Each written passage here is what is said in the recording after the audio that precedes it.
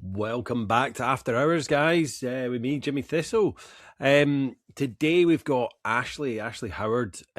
She is just an amazing Wonder Woman on the Instagram, helping people. She's a sober coach. She's a life coach.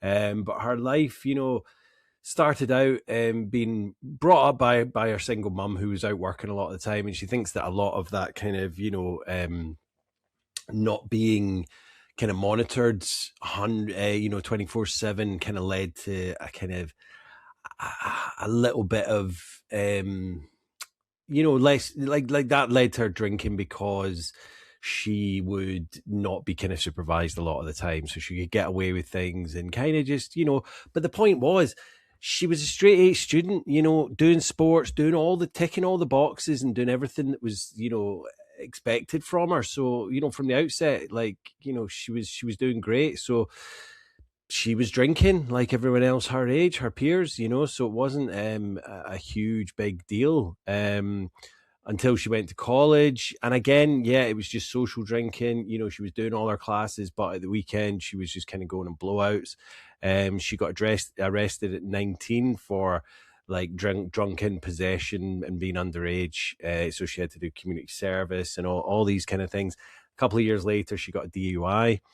And you'd think that these were, 19 and then 21 from a straight A student, like red flags, but nobody saw it as that. I think they just all kind of brushed it under the carpet and thought, well, it could have been much worse. Let's just move on, like draw a line and we'll get through this. And on paper, Ashley's life was just great husband, a couple of kids. But she was drinking socially and then getting home.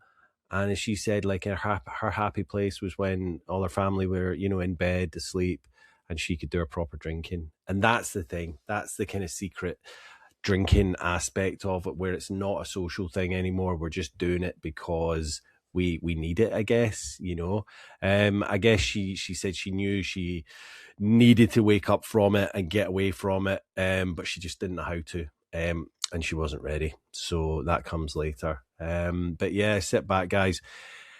Listen for the similarities as always. Ashley's got a great story and she's a great woman. So yeah, I hope you guys enjoy it like I enjoyed speaking to her. So see you at the end. Cheers.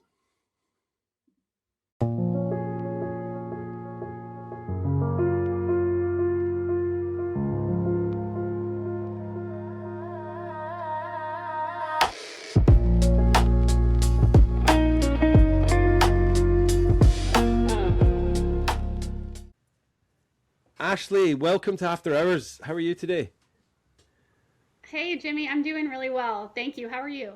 I'm good. Yeah, as I say, this will be out in 2026, but right now today is a week until Christmas Day, so it's all a bit hectic in the house. There's wrapping, there's kind of decorations everywhere. So how is it for you guys? Do you celebrate Christmas? Is that something that you do, or?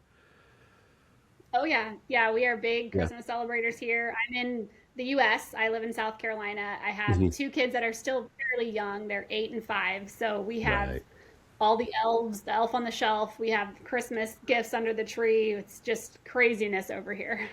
Yeah, same. So I've got three stepkids, 15, 13, and 9. So the 9-year-old is still steeped in that kind of magic. And the older two kind of, they obviously go along with it because they still feel part of the magic. It's not completely gone yet. And it's a great time of year and I absolutely love it. So yeah. So you're in South Carolina.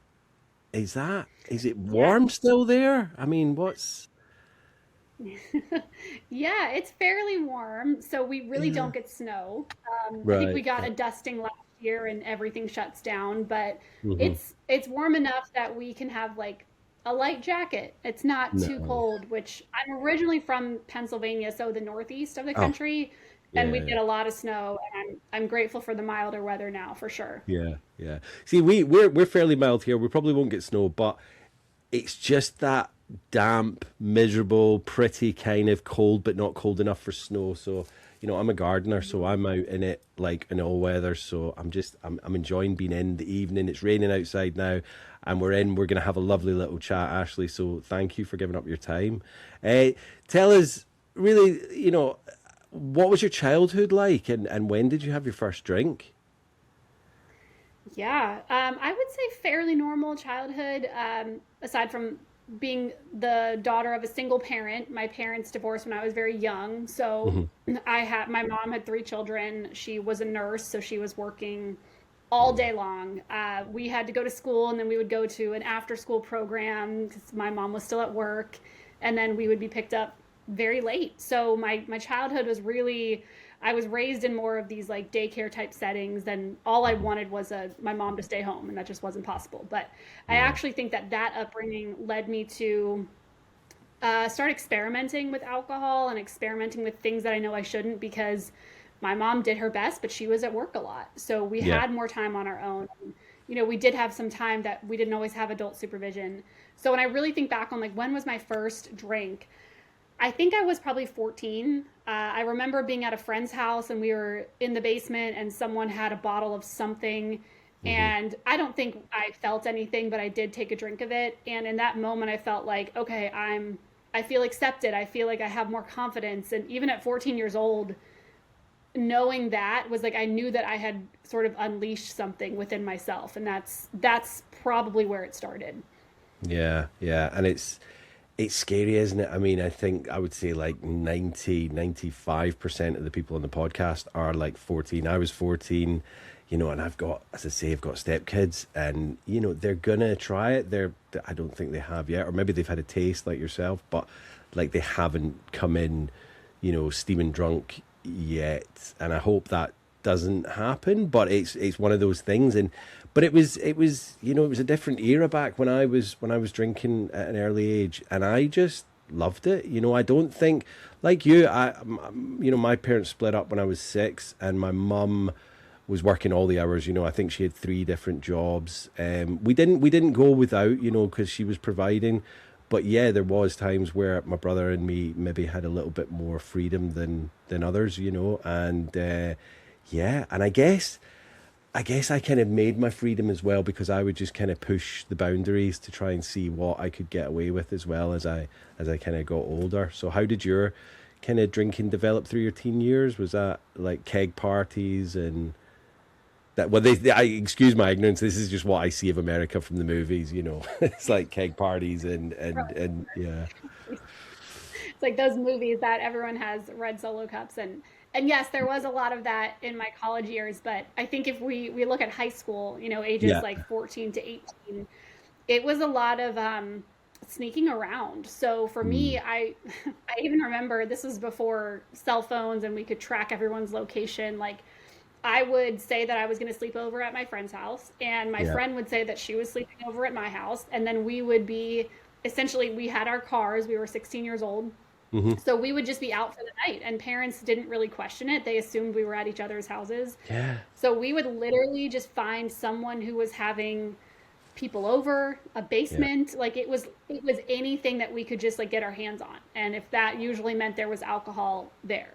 So we hmm, would simply go to someone's house and we would drink as much as we possibly could, and we would pass out there, and we'd wake up at 7 a.m. in the morning and quickly go back home and pretend that we were at our friend's house all night. And that really became a pattern, like 16, 17 years old. I would say every other weekend, we were at least yeah, having one night where we were just out, and there was always a kid whose parents weren't home, or someone who yeah. just was in a basement, and we would get Yeah, our they were hands on kind of like alcohol. not. And Sorry, I was going yeah, to say it was like the that. parents are kind of like just you crack on. We know where you are, so it's safe and all that kind of mentality. So yeah, but then you're waking up and you're probably not really hungover at all, because you're that young. Do you know what I mean? It's not really affecting you that much, and you're not drinking maybe as much as you did later. So yeah, it's madness. And were you like good at school? Did you stick in and not get affected by that? Yeah, and that's where I look at, like, I was a really good student. I was Mm, like a straight A student. I never missed school. I was on the surface, if you would see me, you would think like she has it all together. She's a really good yeah. kid. And not that I think I was inherently bad, but like there was always this rebellious streak in me that's like, I can have it all together and I'm going to go Yeah. do what I want to do on the weekends and make these choices. And of course, there were things I regretted and I got away with things for a very long time. And that would lead Mm. us into my college years, which we can talk about. But that with teenage years is my first time at like independence and recognizing that alcohol, the role that it played was thinking that I had more confidence, thinking that I Yeah. was more accepted, thinking that I was, more attractive to boys or whatever it was. And I Hmm. could go home and be okay and then go to school the next day. And it was kind of dangerous because the rest of my life was going so well. No Hmm. one really knew. Parents didn't know that I had this other side to me. So yeah, looking back, it's like it was very sneaky of me. But also in a way, it's what everyone else is doing as well. So it's not like you're kind of out there doing this on your own with like some nefarious older people. You're just doing what socializing is for young people. That kind of learned behavior. And if everything on surface, like you're straight A student, you're doing sports and whatnot, you're doing great. So like, what's the problem? And that gives us kind of almost like a kind of um, like a roadmap for our life, doesn't it? Because we think, well, we're managing, we're doing it okay, it's fine, it's not affecting anything in our life, but we're having fun. And again, like you said, that confidence thing, that was massive for me because I seemed to be funnier when I was drinking. I was more outgoing. I could talk to girls. I could, make my friends laugh. But that all that was doing was giving me that confidence. It was still me that was coming out with all of these things, but I just had that confidence to do it with the alcohol, and I loved that. And I was like, this is what my makeup is, my mo. Yeah. Hmm. Yeah, So how did absolutely. that I kind felt of it too. obviously you've finished high school, and then went on to college. What did you do at college? Yes, so graduated high school, went to college at, over in the States, we start college at 18 years old, Yeah. and I lived away from home for the first time. So that was, I mean, it was just like fair game to go crazy every weekend. And Yeah. that's when you mentioned the like what you know of America is like those college parties, and that was absolutely my experience. There was always some apartment or some house that was having a party, and again, kind of like high school. I never missed class in college. I would get all Yeah. my assignments done on time. I was involved in extracurriculars, but that was how I completely let go every single weekend. And I Yeah. was pretty good back then of like I wouldn't drink during the week, but I Hmm. would get incredibly drunk on Fridays and Saturdays, and I would just repeat that cycle Yeah. for years. And being at school, and there were so many decisions that, of course, I regret and situations I put myself in. But it's like I would just wake up the next day and go about my life and not really think about, hey, every weekend you're binge drinking. Like this is Hmm. not necessarily healthy. But like you mentioned, everyone else seemed to be doing it, so I also felt like it was sort of normal. Yeah, but also like over here, and I've spoken about this in the podcast. Like I didn't go to university till later. Like I think I was 29, 30. But like I did college, so it wasn't like the same. I know you guys call university college, but they have a thing over here called Freshers Week. So like the first week of Mhm. like kind of intake of the university, they give you out all these passes. Like of course it's meant to be for joining other clubs and things like that. But Freshers Week over here is known for its booziness. Now over here, the age for drinking is 18, but in the US it's 21. So like obviously you've got all these college kids just straight from home getting completely, drunk, pissed up, and it's still that's illegal, isn't it, in your country? So it's Yeah. but is it encouraged by the university? And I'm not saying encouraged, but like in the UK, they'll give you these passes that are like you can get 2 for 1 pints or 50p shots, and they'll give you this like whole booklet full of like vouchers where you can go and these kids are just coming from home where they can barely boil pasta, and they're just being introduced to this wild drinking party lifestyle. It's to me it's madness that it still goes on, but that's kind of the way Yeah. it is, isn't it? Yeah. Yeah, and you're right. Like our age is 21, but that didn't matter. When you're 18 and someone's having a party, it's Yeah. just you're just so excited to be able to be there and drink and have it and feel so cool and accepted and yeah, and that led me to actually my first arrest when I was 19 years old. I got arrested for in the US they call it like underage possession of alcohol. So I was Oh just wow. walking with my friend down the street and I was clearly drunk, clearly very intoxicated, and I was arrested. And You would think that would have been a mini wake up call for me, but it wasn't. I had to go through tons of community service hours and classes. And, 19 years old, I had to tell my family what happened. But I chalked it up to like, hey, I'm in college. This is what people do. I just happened to be caught doing it. You were unlucky, and like I'm surprised they did all that to you. Obviously, they were trying to make an example, but like seriously, your first offence, like just kind of a rap on the wrist. Do you know what I mean? A slap on the wrist, and then on your way, don't do it again. But like they gave you all Yeah. community service, and wow, but you didn't obviously learn your lesson because you're in college, and you're like, hey, this is this is a talking point. This is a story I can tell people. Yeah. Yeah. Um, Yeah. but Of you course, there you was shame obviously around that. Like, yeah, like I was very embarrassed that I had gotten yeah. caught because up until that point, up until age 19, I was able to kind of do all this stuff without getting caught. So that was my first Mhm. experience of like, oh, you are accountable to your actions and sometimes it's not going to work out in your favor. So that was a lesson for me, but obviously, I'd still kept drinking for the next 15 years, so it didn't really stick back then. Yeah, yeah.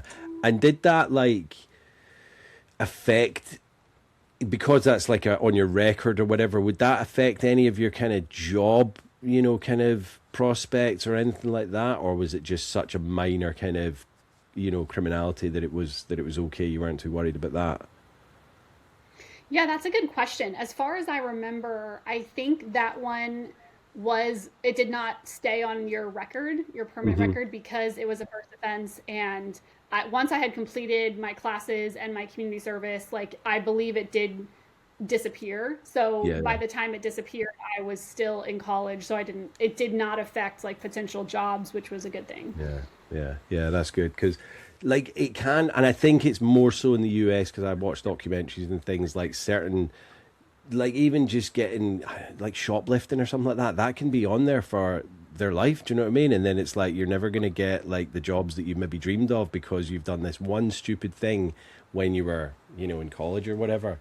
So yeah, so well done. I mean, obviously, I'm glad that didn't follow you around. So, what happened really once you finished uni? Did you get college? Did you get a good job in your field or? I did, yeah. And then something else did happen before I got out of college when I was Mm, 21. So I was finally legally able to drink. And this was only about several months after I turned 21 that an older friend of mine invited me out one night and mhm. she was driving. And then she ended up getting drunk and not able to drive. And I hadn't drank that much that night, but I drove her car home. And hindsight Uh, obviously should not have done that. But I looked at it like she cannot drive and I'm feeling okay, so I will just get us home. Got yeah, pulled over, got a DUI, and I had to go through all the process again of community service and classes. And I had to get a lawyer and I had to do all these things to expedite because it was my first DUI. I was able hmm, to do an accelerated program that would not stay on my permanent record. So yeah, I yeah, still lost my license for a little bit. I had to do all these things. So within 2 years, age 19 and age 21, I had two run ins with the law about alcohol. And for yeah, some reason, maybe I was just very young. I was not able to take accountability for it. My DUI was, I wasn't supposed to be driving. This other person was driving, and I had to take her home because she made this decision. Right. yeah, But of yeah. course, You're looking like back, being old, yeah. it's almost like you're thinking I'm doing the right thing here. Obviously, the right thing in hindsight is we know being older, you leave the car and you get a taxi home. Like Right. that's it. But like obviously, you thought, well, we don't have money for that, or I'm fine, I can drive, and you probably were fine to drive. But obviously, the legal limit and how fine you're feeling is completely different. So yeah, but like, how are your parents at this point, or your mum at least? When you've told her you've got that one when you're 19 and then 21, got to tell her again that you're kind of, yeah, you've had a DUI. How was that? How did that go down? Yeah. Yeah, I mean, so embarrassing for me because Yeah. again, like I was the stand-up student. I was always the one that got good grades and has everything. Like I was someone you didn't have to worry about. So be having to tell her was embarrassing, but also like in a way, she's a great mom. I think she was more enabling because she did not come down hard on me that I remember. She was like, "You're right. You shouldn't have been in that position. We'll figure it out. We'll get you out of this." Um, Obviously, I took responsibility for what I had to do to be right with my charge with the law, but I think had she come down harder on me, I don't know. I don't know if that would have helped, but I don't remember her actually being very angry. It was more just like, okay, this happened. Let's figure out how to fix it. Yeah. When in reality, I think I could have used some tough love. Yeah, but it's a difficult one from because like as you say on the surface, and this is not like fake news, you are a really good student. You've been doing this, you're sticking in it at college and you're doing really well. This is just one of these things. It's not like like I don't know if you've seen the film 28 Days with Sandra Bullock, where she drives a car into like someone's house over the yard and crashes it. Like you didn't do that. You were doing the right thing. I'm not saying drink driving's the right thing, but in your mind you were, and you didn't crash. You got pulled over. So she's probably like, do I come down hard on her, or do I go right? You know what? Let's draw a line under this. We'll get her the help she needs. So it's a difficult one, isn't it? And I understand what you're saying. Maybe that might have given you the red flag that you needed, but would it have? It's tough, because again, we're young. All of our friends, like if someone had said to me back then, and I'm sure probably a lot of people did, like you probably need to stop drinking or at least calm it down. I wouldn't have listened to them, because it was like, this is what I do, this is who I am, and all of my friends are doing it. What am I supposed to do if I'm not drinking? And I think it takes maturity to learn that you can kind of live without it if you need to. So yeah, um, Sure. Yeah, I relate so much to that. I do. I think it's because I'm not the example of she's crashing and burning her life, right? yeah, I had everything else together, and this was this one thing that wasn't really aligning with the rest of my life. But you're right. If someone had come to me, if it was a mom or if it was a boyfriend or my husband, like, and really sat me down and said, "You need to stop," I don't know that that would have helped me at that point. hmm yeah. I mean, hindsight's a great thing, isn't it? But I guess we have to go through a lot of these things to become the people we are. Like as I say, I don't have many regrets apart from maybe emotional turmoil I cause people, but this has all led to who I am and what I'm doing now. So yeah. So how did it kind of develop over after college? Did you? Yeah, you were saying you did get a good job in your field, and I did. Yeah, I did. I got a job right out of college. I actually do remember right before I got hired, they did call me and ask me about the DUI charge was on my record. It was eventually right. supposed to leave the record, but I had that phone call of like, "Hey, this came up. Can you explain this?" Yeah. And I had to go in. I had to write down what happened, and again, very just humbling, embarrassing. I still ended up getting that job, which was great. hmm But yeah, I had to that. This was a year later, and I had to relive it again. So it was just very Yeah. hard to go through that. But got a job right Especially out of when you want college. I was going to say, especially when you're going after like possibly your dream job, you're not just coming out of college and going to work at, I don't know, McDonald's or something. No problem with that. But like you're obviously going into what you've qualified to do. And then there's almost this hurdle and it's like, oh, geez. But yeah.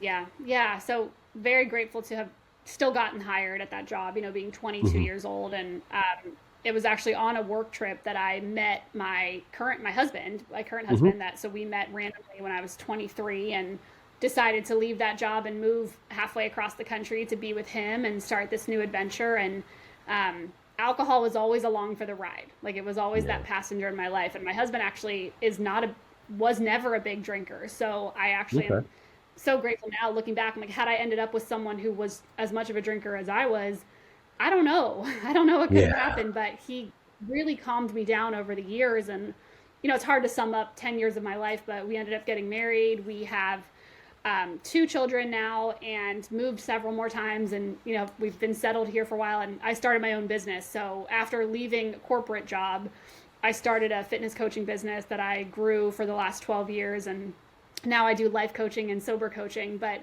Yeah. being an entrepreneur was, again, it really fueled me. Like I'm a very hard worker. I'm very focused and driven, but every night my drinking went from like high school and college was just out of control, wild, in public, and then in hmm mid 20s, late 20s, early 30s was really private. So I'm drinking on the Yeah. couch. I'm drinking alone at night when the kids are asleep.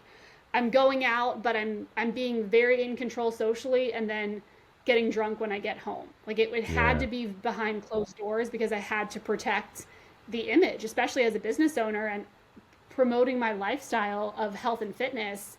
I Hmm. couldn't promote that I had a problem with drinking. I was drinking every night. Um, so over, and then a big part of my story is 10 years ago, my brother passed away because Mm. of complications from his drug use. And then my Right. dad passed away because of lung cancer from smoking for 40 years. So in 1 year, I lost two members of my family from preventable ways, like things that Yeah. could have been prevented. And for a while, this was 10 years ago, I really separated myself from them. I said, this is traumatic, this is terrible, but my brother did drugs and my dad smoked cigarettes, and I don't do either of those things. But what Yeah. I didn't see at the time was alcohol is just as much a drug as anything. And it was going to catch up with me if I didn't make changes because I was truly dependent on it. I don't know if I was an alcoholic, but I do know that most nights I was drinking two, three, four drinks every night and Yeah. then just trying to get through the day until I could drink again. But again, on the surface, people didn't really know that about me. So No, that was because you're a holding that it was a big together. moment. Yeah. And that's the Yeah. thing. It's like, I mean, I hate the word alcoholic. Yeah, I've sat in a room and said my name's Jimmy and I'm an alcoholic, but I don't like the word. I don't use it anymore. A, because I'm not dependent on alcohol anymore, but B, because you know it has that negative connotation of someone sat on a park bench with a bottle in a brown paper bag, and it's like you don't have to be an alcoholic for it to have a negative impact on your life, and if it was like the fact that you're doing it on your own because you got that image to protect, it's almost like a shameful drinking, isn't it? It's like I want to do this, but I'm not going to let people see how bad I do get. And it's just that whole someone said like alcohol misuse disorder or use disorder. It's a disease that wants you on its own. Do you know what I mean? It starts out with all this socializing and partying and drinking with friends, but eventually, majority of the people that I know and speak to, they always end up on their own. They'll still socialize, but when they're doing their proper drinking, it's by themselves with their little friend Yeah. alcohol. So yeah, and as I say, that word, middle road drinkers, grey area drinker, alcoholic, it doesn't matter what you are or what you think you are. If it's having this like negative impact on your life, if it's causing you issues, and let's be honest, like I didn't know the day. I knew the dangers of smoking because the packets and all that had everything on it when I smoked, and I thought, yeah, yeah, yeah, but I'll deal with that. I'm going to quit before I get older, and I did. But also, alcohol is a carcinogen. It's linked to 7 types of cancers now, and it's like, but I didn't know that. I didn't know that until I got sober, and I'm sure you didn't know at the time because we're led to believe of this kind of glamorous, sophisticated image. You were probably thinking, well, I've got this great business.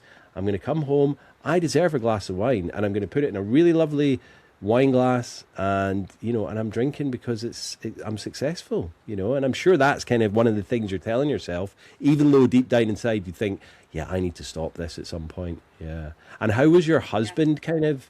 So you're married at this point with kids. How was he thinking about your drinking, or were you even kind of hiding most of it from him as well? Yeah. Yeah. What you described is so very accurate. It was more of like it was shameful, and Mm. I felt like it was the mental gymnastics of just being alone and drinking, and that was just so very well explained. But yes, I would also hide it from him. My ideal time to drink, I would start with a glass and then kind of hopefully wish that he would go to bed, and so I could Hmm. continue. And that was my real freedom. Like my real freedom was when my whole family was asleep and Yeah. I could drink as much as I wanted. So I would end up, there were years that we never went to bed at the same time. He just knew he would go to sleep when he was tired and I would stay up. So yeah, Hmm. like he obviously knew I liked to drink. He knew that it was a part of my life. He knew that sometimes I would express wanting to cut back, but I think he also knew that if he would come to me, unless of course I was in a dangerous situation, which I never put myself in a situation to drive or be with my kids and drive, which I am grateful for. But I think if that had happened, he would have said something, but he did not say anything to me about being concerned because I think he knew that if he would address me like that, it honestly reflecting, it probably would have had the opposite effect. I would have been Yeah. so ashamed and so mortified that I would have drank more Yeah. because I Yeah. just felt like I had disappointed so many people. So I think he understood it on some level, but he was also my safety net. Anytime we Hmm. were out and there was alcohol, he was the driver. He was in control. He was really took care of the situation and made sure that I was always safe. Hmm. But I think in a way that kind of gave me permission to keep drinking, and when I Yeah. really did want to stop. Yeah. Almost like he's kind of saying, it's okay, I've got your back, you crack on. And I'm sure, like, if you got completely sozzled when you were out, he'd be like, yeah, come on, it's time to go. But like you said, you were quite careful of that image when you were out, and then get home. He's got you home safe. He's gone off to bed because you've all had a good night, and then you're probably having a glass of wine to kind of finish the night off, or three. So it is scary, and also it's a slow process. Like I wasn't. Yeah, I had some silly things that I did when I was in my 20s. Like I got a DUI as well, and maybe upset a few friends, but then that was all taken care of. But it's this slow kind of build and build and build. So how did it kind of, yeah, did that just, was that kind of the norm, or did you feel it escalating until it got to, the kind of crux point? Yeah, yeah. I call it like I would feel these nudges, like little nudges of like, hey, this is not for you. Like this is, Hmm. and but I was scared. I would wake up at 3 in the morning and after having a lot of drinks the night before and not being able to sleep and just wondering like this is not how I'm supposed to feel. Deep down, I always knew like you're gonna need to walk away from it someday. Like I knew Yeah. that. I think it just inherently I knew that, but I was scared. I couldn't even imagine a world where I could have fun or relax or connect with another human if I was not drinking. So, and of course, I've Yeah. had two children. I did not drink during my pregnancies, but Right. the Right. minute that I was able to, I started again. And I think pregnancy was unfortunately like a countdown, not even like really emotionally connecting to pregnancy, but also just kind of looking at the clock thinking like when can I drink again? So all that to say, about 4 years ago, it really the voice was loud. The voice was getting louder of like, this is not for you. You need to. And I would take 30-day breaks. I'm sure people are familiar of like dry January. I wouldn't drink for Yeah. the month of January, but I would drink on February 1st, like a countdown. It wasn't until I got into therapy and I started working with some people. I never once brought up in any kind of mentor, someone helping me. I never once brought up my concern with my alcohol. And that's why I Hmm. coach now and I just tell people I'm so proud of you for just talking about this because I Yeah. wouldn't. I would talk about my trauma, I would talk about the loss in my life, I would talk about shame, but I would not talk about, hey, I think I have an issue with alcohol. But I do credit therapists and coaches for helping me heal other aspects of my life. Hmm. And a lot of that work led up to the nudges 3 years ago. Actually, 3 years ago this week, I was in Oh, wow. Scotland for a wedding. Yeah. But it was the last time that I really drank. So I was on vacation and I was with friends, and my one friend's husband had stopped drinking about 5 months earlier. And he was Hmm. like life of the party. This guy was always drinking. He was always just loud and fun. And to see him get sober and to Hmm. spend time with him was a huge inspiration to me to think, wow, here's someone that was still having a great time. He's still laughing. He's still Yeah. the Yeah. life Yeah. of the party, but he's not drinking. So when Yeah. I was in Scotland, that was really, I think the voice got so loud of like, you're almost ready. You're almost there. Yeah. And I can go into when I actually stopped, but I didn't know if you had any follow ups from that. Where was that a wedding? Did you say in Scotland? We were in Glasgow, and then we also we took the train to Edinburgh and we did the tour of like St. Andrews and everything. It was beautiful. Yeah. What a place to kind of stop drinking, having your last drink, because as you know, Scotland is a massive kind of drinking culture, and it was very dangerous at one point. They had like a lower life expectancy than some, some third world countries, because the diet, the health, and the drinking was just killing everyone in Scotland. It's absolute madness. So yeah. So what? Wow. Yeah, sorry. So, and going back, because you said, and it just made me think. You said, if you do dry January, it's like this countdown to February. That's what dry January is for people. It's this countdown. It should be a count up. It should be like, right, I've got to 1st of February. I've got 31 days. Like now, let's get 32, 33, rather than the other way around. Like, I've got like one day left to kind of drink and to be sober, and then I can drink again, because you're already starting to feel clarity. You're starting to feel better, and then yeah, 1st of February comes along and everyone just jumps back on that wagon. So when did you finally, what date was your final drink then? Yeah. So Scotland was like the last hurrah. We came back, we had Hmm. Christmas, and then my family came to our home here in the first week of January because we had to do a Hmm. later Christmas celebration. So my last drink wasn't in Scotland, but that was my last like social event with it. And Yeah, then when my yeah, family yeah. was here, actually my sister and brother-in-law, they own a brewery, so beer is their life. They are Wow. surrounded by beer, that's their business. So they brought beers, and nothing extraordinary happened. We had some Mm. beers every night that they were here. um, but I did start to feel a little bit of a pain in my gut. So that whole week I'm like, and I don't think it was physical pain from alcohol. I think it was more like change is coming and you're ready. I tend to really Yeah. listen to my body, and I'm like, your body's yelling at you right now that you're ready for a change. So that's what I like to tell people. Like, some people have a rock bottom moment. That was not my reality. I simply had like enough of the anxiety, enough of the Hmm. like, am I drinking too much, do I have a problem? So my family went home. It was Sunday, January 8th, 2023, and I woke up that morning and I'm like, that's it. Like, I had Hmm. so much peace. It wasn't, and that's why I love that I stopped drinking on January 8th. I'm like, it's not, if you miss New Year's Day and your goal is to not drink, who cares? Like, stop drinking Yeah, on January 8th. So yeah, January yeah, 8th, yeah, and yeah. I just, that night, it was the first time I actually said out loud to my husband. I was sitting on the couch and I'm like, I want to be done with alcohol forever and I'd like your help. And for someone Yeah. who's so independent, so, prides herself on not needing help, that was big for me to actually say, like, I'm ready to be done. Can you help me? And of course, he was like, absolutely. We got the alcohol out of the house that night. Yeah. And that was my day one, almost 3 years Yeah. ago. Wow, wow. I mean, so commendable. Well done on, well, coming up for 3 years. So that's amazing. And what kind of tools and things did you put in place for that? Obviously, telling your husband is the biggest thing because I think a lot of people, it's scary to begin with to tell other people because they're thinking in the back of their head, what if I fail? What if I fail? I'm going to look stupid. They're going to think, oh well, this is what we expected. So there is that fear for people to be outspoken about it and tell people. But I think it's Yeah. possibly one of the most important things that people can do. So what else other than telling your husband and ditching all the booze did you do? Yeah, it's such a good point too, because I understand the fear of like, if I put this out there, it's for real.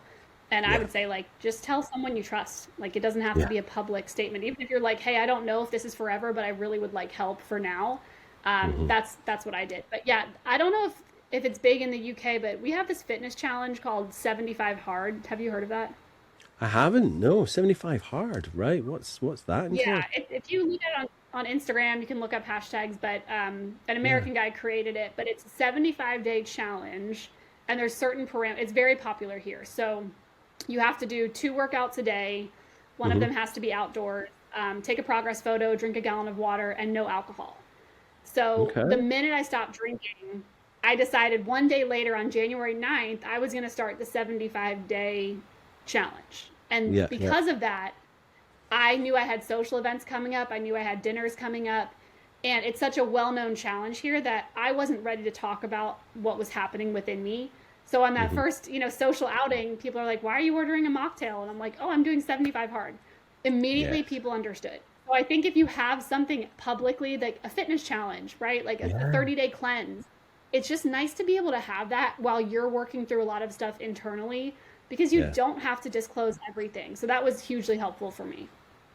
Yeah, I mean, you know what? I'm like starting because I do a bit of running from time to time and this and bit of, gym and healthy stuff. But I want to start running again in January, 1st of January, and I'm going to run every day in January. And then potentially we'll see how February does. So this 75 hard challenge does sound right up my street. So I'll do the run outside and then I'll do the fitness thing on top of that. So that sounds awesome. But I love that because when I got sober 5 years ago, it was like there was all these things on Instagram. It's like what to say to people. Like, you could say you're on antibiotics or you're driving or you're going for a run tomorrow. All of these things. And it is good to have that in your kind of back burner to say, right, because someone will question you. A lot of people will say, why are you not drinking tonight? Because this isn't like you. And it is good to have that as well. And I think when you're on like if they know quite well what a 75-day challenge is, they're like, oh yeah, right, Ashley's on that. Let's leave her to it, and yeah, and then like as you say, then you can work out in your head that right, when am I going to be outspoken about this? Am I going to be outspoken about this? I had someone on the podcast a few weeks ago, and I think she's like 15 years sober now, and I think for the first 4 years she kept it to herself. So it was just her close, like intimate family that knew, and she said it was almost like having another sober day the day that she actually spoke out about it and told everyone. And she said it was such this like weight off her shoulder. See, for me, I was like, I was so bad that I needed to just tell everyone. Do you know what I mean? So it was like set up the Instagram account, not like, "Whoa, look at me," but I would thought this is what's going to hold me accountable.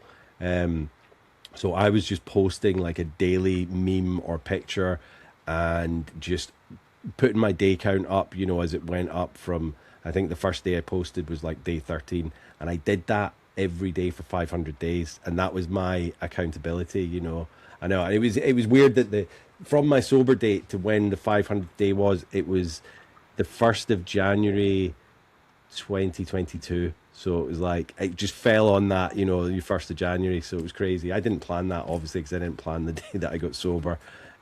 But yeah, Yeah. well done you on, so you've not, how was that initial, I always say the first 3 months are probably the hardest. Were you tempted? Did you get cravings? Did you think, right, I'm gonna crack here? Um, Yeah. Funny, like people could talk about the pink cloud of sobriety where it's like very exciting. I actually felt more of that in my first few months. Like I felt very inspired. And I think mhm, it got, for some reason, like around 6 months or a year, that's when things were like, oh, this is real. And I wouldn't have like second thoughts, but I guess I would think about it more then. But the first 3 months for me were really like more excitement. Like I felt like I was tapping into like my creativity, and I was excited to drink mocktails and do these things. And I was never planning on like announcing my sobriety, but it was mhm, probably 6 weeks into like the challenge, like 75-day hard. And again, I kind of like my body, my intuition is just like, do this. So I woke up one day, I'm like, I'm gonna do it. I'm gonna mhm, announce to the social media world that I've stopped drinking, and here's why. So I put up a post, it was probably mid-February of like 2023, on mhm, Instagram and on Facebook. And I just shared my story. And the reaction was, it was big. Like I had a lot of people, and because also it was hard for me because I had shame around drinking. I never wanted to admit like, hey, I had an issue with it because I thought that would make me seem weak. But I was like, yeah, you know what? Other people are going to relate to me and maybe see themselves in my story, so I need to say this. And I did. And then about 3 months later, I started having a few reels. I just started talking about it. And a few reels on Instagram went viral, like 5 million views viral. And I was getting mhm, like inundated with people in my inbox, in 2023 saying, like, this is my story. Can you help me? What's going on? And I was overwhelmed because I'm like, wow, so many people can relate to my story. And I yeah, opened up an alcohol free community Facebook group. And then I looked into getting recovery coach certified because I wanted to find a way to offer help. But yeah, yeah, I never expected that this would, and now it's become a huge part of my story and how people find me and the coaching that I offer. But I really never expected to share my story publicly. I just woke up just like I did on January 8th of 3 years ago. I woke up with mhm, conviction thinking, like, this story needs to be shared. yeah. And that's, I mean, I love the community and even how much it's grown in the 5 years that I've been on it, especially Instagram. TikTok's taken off as well, but it's my home is, I would say, is Instagram. But like just so many people that are sharing their stories and helping others, because that's what they say. I mean, I did do a bit of the fellowship, and it's like, just giving back what was given to me. And I think that's paramount, because there are so many people out there that are like not even day one yet, and they're looking, they'll put in that hashtag sober, and like people like yourself will come up, myself will come up, and they're just looking for that hope and support. And I think, what you've been able to do is, because like for me, I trained to be a peer mentor. It was not February last year, it was February before. They'd asked me to do it, and when I was and we've got a local addiction charity called Motivate here, which helped me get sober, through the SMART program and things like that. And they asked me the first intake, and I said, listen, I'm not ready to do that. I don't want to do it. And then they asked me the second time, and I was like, yep. So it was like, before I could only suggest, like, people inboxing me and going, oh, this is my story, how do I, and I'm like, well, I can tell you what I did, but I'm not qualified yet to be able to say, I think you should do this, and how is this treating you? Do you know what I mean? And I guess that's the reason why you wanted to get certified sober coach as well. And when was that you did that? So did you say 2 years ago? Yeah, early 2024, I got Hmm. certified as a recovery coach, and I just recently went through another continuing education for life coaching certification. Hmm. So I do feel like I have, and I can also recognize when it's out of my skill set. I'm not an addiction counselor. I'm not like, I didn't go to school for this. So I really am clear of like, these are ways I can help you, and these are Yeah. resources I'd recommend if I can't. But I think like what I do specialize in is people that kind of have this dependence that I had on alcohol, but really want to lead healthy and fit lives and know that this is holding them back because I have a background in health and fitness. So I really merge the two of like, we're going to work on your goals to cut back on alcohol eventually with the goal of removing it. And we're going to amp up your health and fitness routine. Because what Yeah. I found is like that leaning into health and fitness really helped me stay alcohol free. Like, no, I wasn't super tempted in the beginning, but I was doing that 75 hard challenge. Like, I was very committed to my health and fitness goals. And it was almost a relief that I knew alcohol was the linchpin that was holding me back from feeling healthier. I didn't change anything in my health routine, and I lost like 8 pounds in my first 2 months. And I'm not an overweight person, so it was a lot to lose 8 pounds just from Yeah. not drinking. So now I Yeah. really help people do both. Yeah, and it's mad, isn't it, to think how calorific, kind of drinking alcohol is if you're doing it such a kind of steady pace as well. And I think, you know, like I said, there's so many people out there that are struggling and they just want help. And I think being like yourself and myself, that's been there, done that, coming from that peer mentor place, that we've got a lived experience, can be sometimes more beneficial than someone that has trained at school to be an addiction counselor and things like that, if they've not been through it. And I'm not saying to people don't go and use that, because any type of method you can use to get sober is paramount. But I think, speaking for myself, when I first got sober and I was put in front of like all different types of counselors and things, and the first question I would ask them was like, are you sober? And if they said no, I'd be quite belligerent and rude, and I'd be like, I don't want to talk to you, because I was still drinking in those days, and it was like, you don't know what you're talking about. And right enough, for me, when I got sober, I was listening to people that had been there, themselves, and that, knowing that I wasn't alone in the struggle. So yeah, it's crazy, and I think, likes of all the different types of coaching and counseling, it's very paramount to have other things involved. Like yours is the fitness. I think the one that I'm going to be doing is kind of holistic and a lot of breath work as well. And I think like I'm going to start adding all of these different, kind of certifications to my kind of knowledge, because it's all helping. It's also scary when, like, of AA, and they'll say, oh, if you don't go to AA, you're not going to get sober and all that. That's rubbish. There's SMART, there's AA, there's NA, there's CA, but also like listening to podcasts, watching films, reading books. Like I just threw everything I had into, sponging up all the different methods. And I just, it was like throwing spaghetti against the wall and see what stuck. It was like, what's working for me, and I was just taking bits from everything, you know. Um, Absolutely. You mentioned that, and books were huge for me. Like one of my outdoor workouts was a walk. So for yeah. 75 days, I was outside for 45 minutes and I was listening to books like This Naked Mind on Audible. And that was my Hmm. first book I listened to, Quit Literature.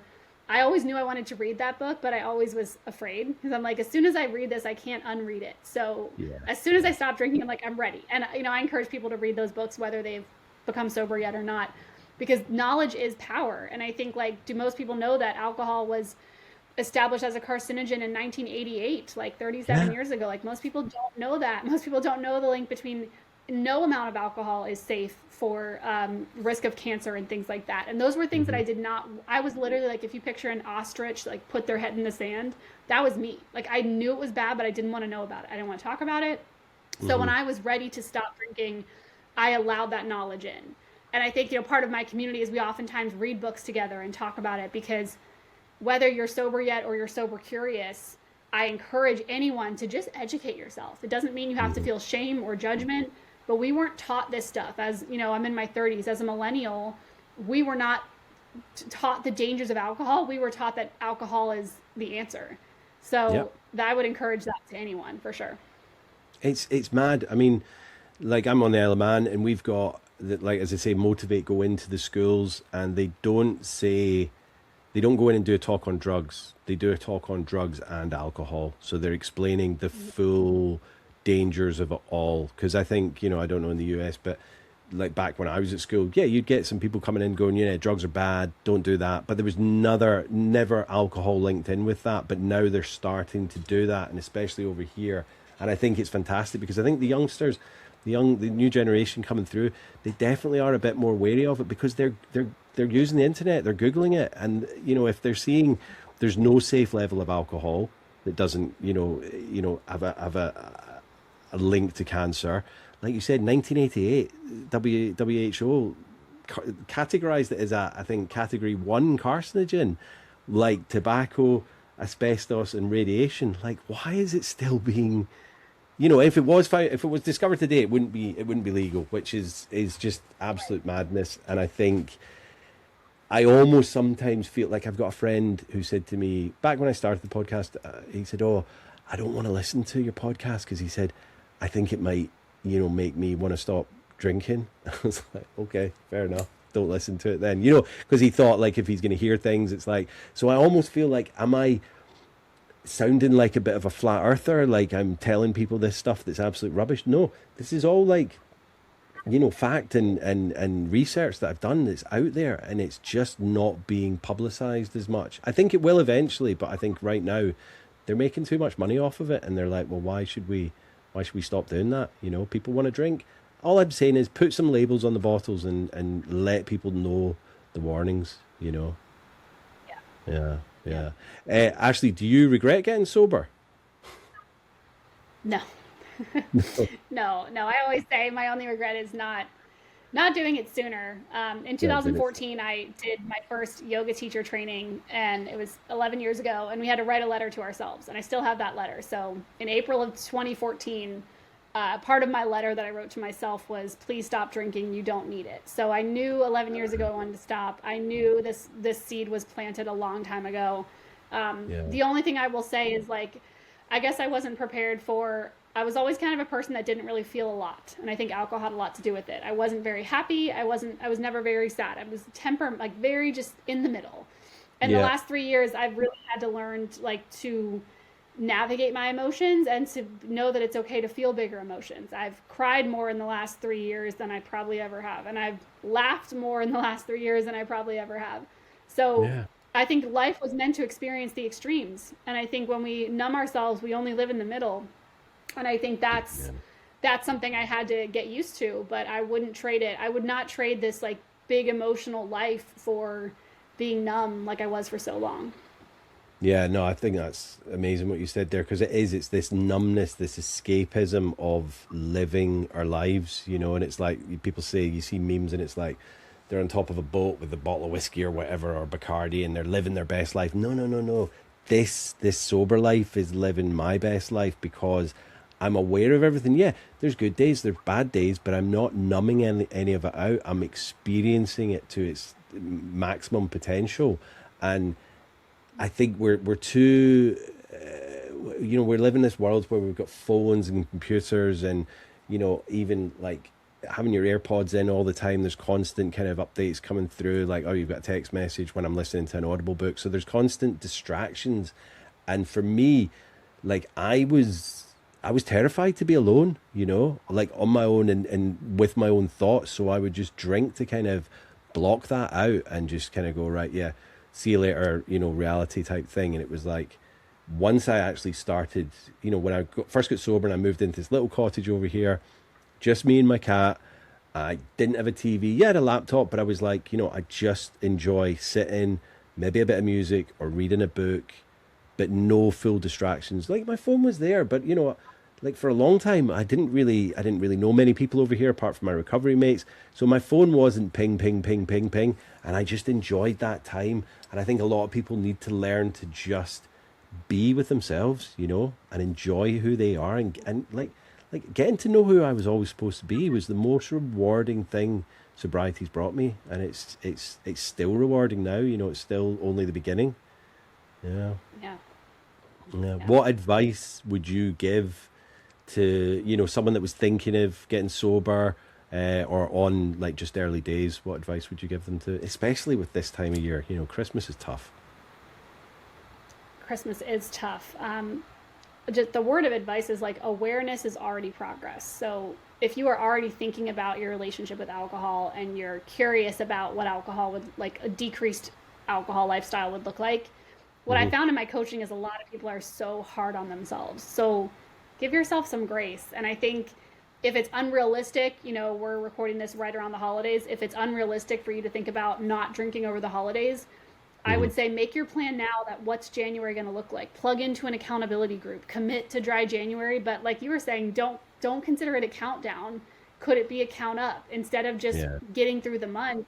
Could you dive into a support group or get a coach or read a book or do something that it's not just about not drinking, it's about why were we drinking in the first place and what do we believe about alcohol to be true, and could we allow ourselves to create new beliefs around alcohol. So have grace with yourself, Hmm. Hmm. but most importantly, if this is on your heart and you're listening to this for a reason, make a plan.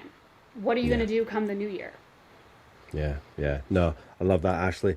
And just lastly, do you have a recommendation for a podcast, a book, or a film, with to do with recovery, or all three? Oh, I really enjoy the Sober Motivation podcast. Oh yeah. Again, Yeah.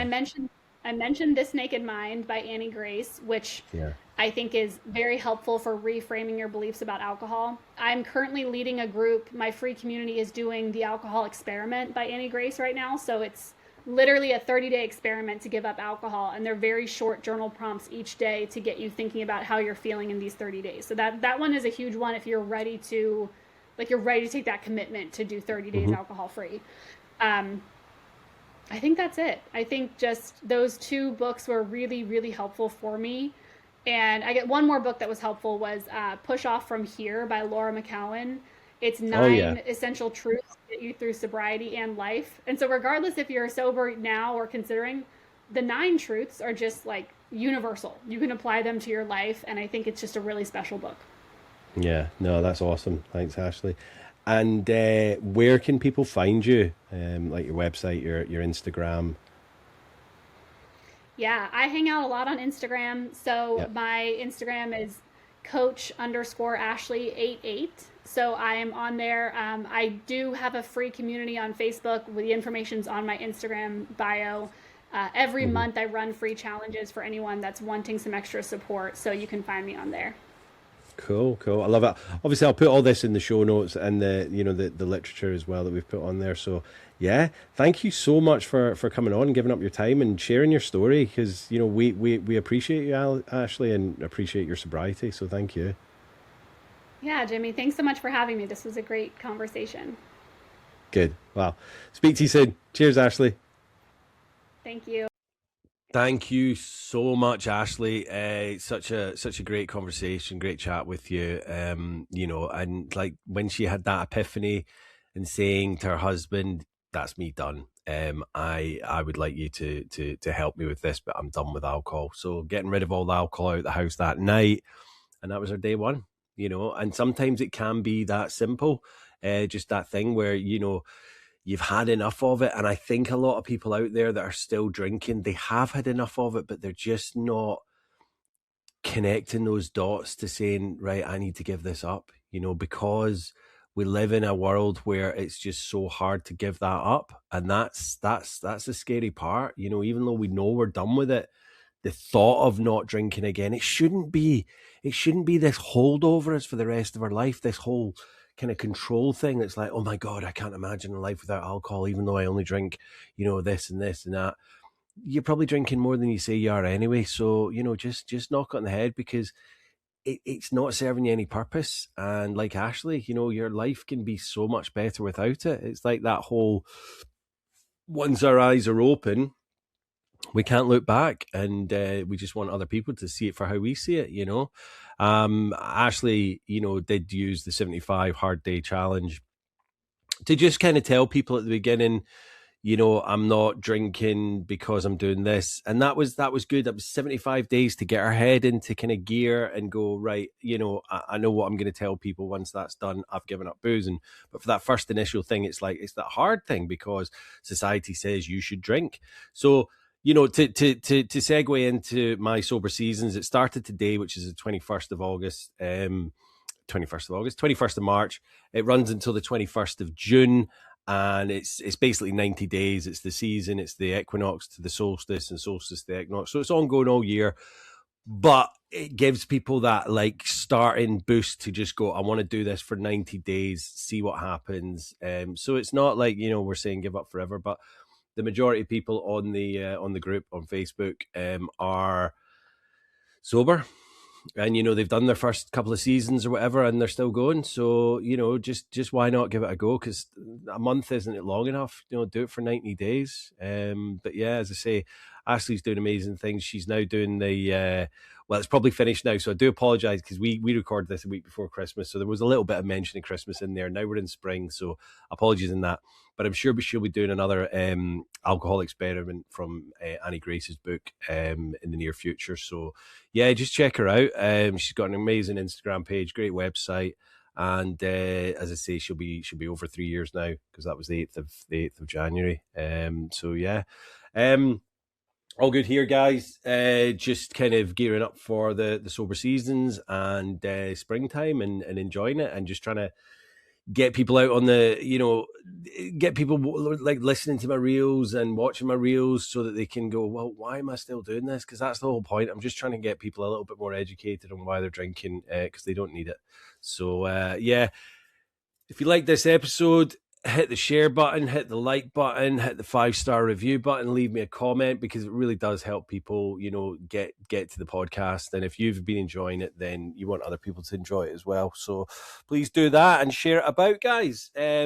Catch me on recovery_Jimmy if you've not already been following me on Instagram. Some of you might just be finding the podcast, so go and check out my Instagram page. But until next week, guys, stay safe, stay sober, and stay supportive. Peace. Love you all.